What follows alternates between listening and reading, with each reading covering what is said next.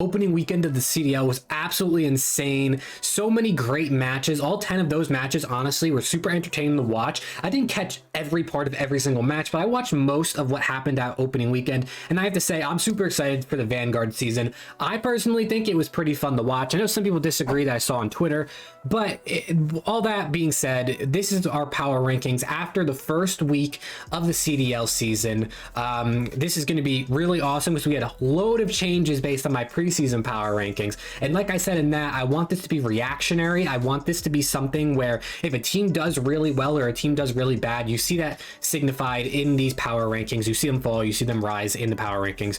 So with that being said, let's just hop right into it. Starting it off with our number 12 team, we do have the Paris Legion. Now I did have them at 11 last week and I had London at 12. Obviously London moved up after their awesome performances, but I dropped Paris down and I feel kind of bad about this because yes, they are 0-2, but they played well against FaZe. They played pretty decent against Florida, but I do think we can all agree they're probably the weakest squad in the league right now.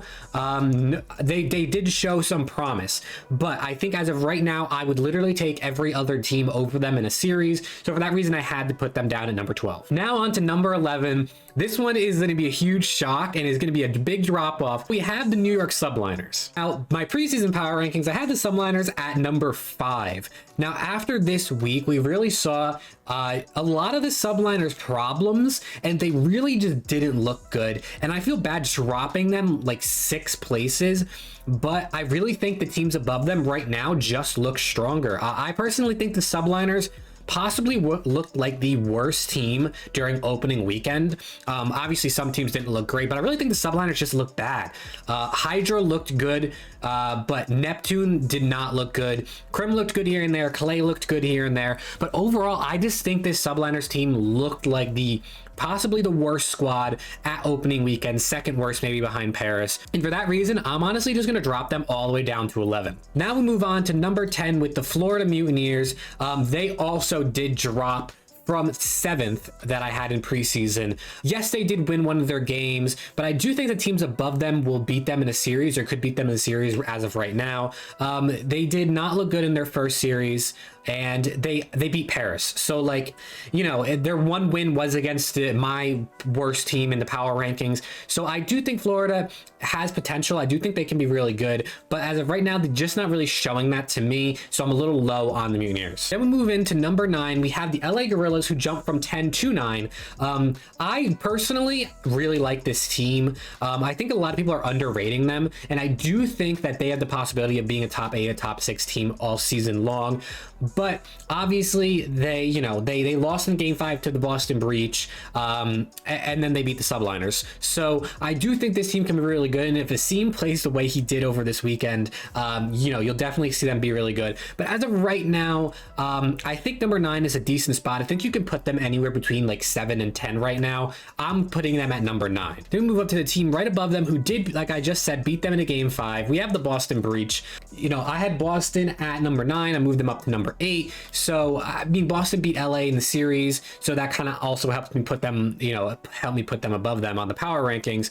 But I just think this Boston Breach team shows potential. I really think that Capsule is going to be a star in the league. TJ was looking really, really good. I did not expect to see that of TJ. And then Nero and Methods were honestly, they were about average. They weren't anything too special over opening weekend. But I do think Boston looks like a solid mid-table team right now. Then we move up to number 7, falling from number 6. We have Optic Texas. Now, some Optic haters are probably like, you should put Optic lower. Even some, regular non-biased fans are probably like, you should maybe put Optic lower than some of these teams since they're 0-2.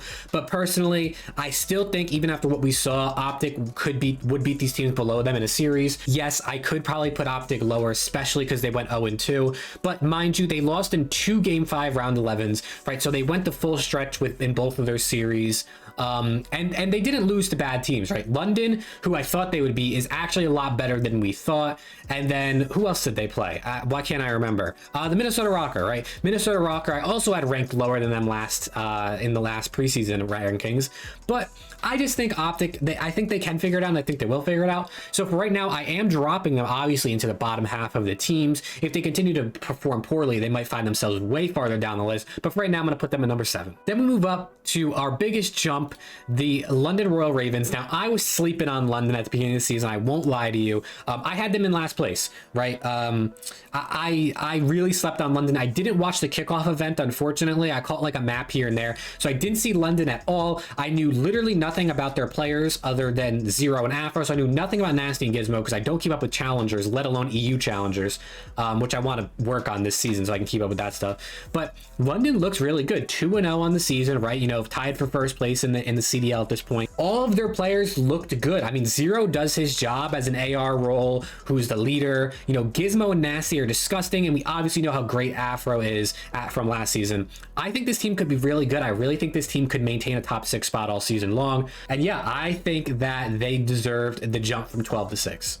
Now we move into our top 5. At number 5, I have the Minnesota Rocker. I had them at 8 last power rankings video, mainly because you know, they were the same roster, didn't really know, you know, whatever was happening with everyone else. I figured, you know, I just slapped them at 8 because I thought other teams were better. But now, after seeing how they played against the Optic, obviously, yes, it went to game 5 round 11, so like it wasn't like they dominated them, but I think Minnesota looked really strong. I think you can really see that second to Toronto, their teamwork is teamwork is probably second in the league, I would say, for the Rocker. They looked really strong in S&D, really strong in S&D. They obviously got to work on their respawns a little bit, but I think that the Rocker right now, I can feel comfortable putting them as a top 5 team. Then we move into number 4. I do have the LA Thieves. Yes, LA lost to FaZe. They didn't have the best showing, and they did stay at number 4. They were the only team, I think, to stay at their ranking from our last power ranking, which is interesting. But you know, I still think I would take LA over the teams that I have below them right now in a series, and I think for that reason, number 4 is a fair spot. I think they are a top 4 team. They showed a lot of flashes. Each player showed some things, you know, during their series against Atlanta. But I mean, like, Kenny didn't look great. Envoy had that bad S&D map, but I do think this team is still top 4. Now we move into top 3, and this is where some people might get a little controversial about it, whatever. But I do have FaZe at number 3. Yes, FaZe went 2-0, and I actually dropped them from 2 to 3, which you will see why as I continue on. I do think FaZe, you can make the argument for them being 2, or you can make the argument for them being 3. I put them at 3 mainly because, yes, they are 2-0 and Toronto's 0-1. But I do think that, you know, Toronto showed out pretty well at the kickoff, and they obviously lost to Surge in that game 5. So I do think Toronto, I would still edge them over FaZe a little bit in the power rankings. So for that reason, obviously, I'll pull these up. You can see, okay, I don't know why that arrow is so out of place. You can see I did drop Toronto out of 1 and move Surge up to number 1. I think these top 3 are fair. I definitely think we got to put Surge number 1, obviously, after, you know, their great performances. They're 2-0. They look really good. And I think you could switch FaZe or Ultra, but for right now, this is where I'm putting it. So yeah, this is our power rankings after week 1, after opening weekend, before week 2 matches. Let me know what you guys think. Who do you have as your top 4? Who you have as your, you know, your bottom team? I mean, biggest jumps here. We had Ravens going from 12 to 6, and we had Subliners going from 5 to 11. Those obviously are the biggest movements across the power rankings from preseason to week 1. Thank you all so much for watching this video. If you did enjoy, drop a like and subscribe for more CDL content. And with that being said, I will see you all in the next video.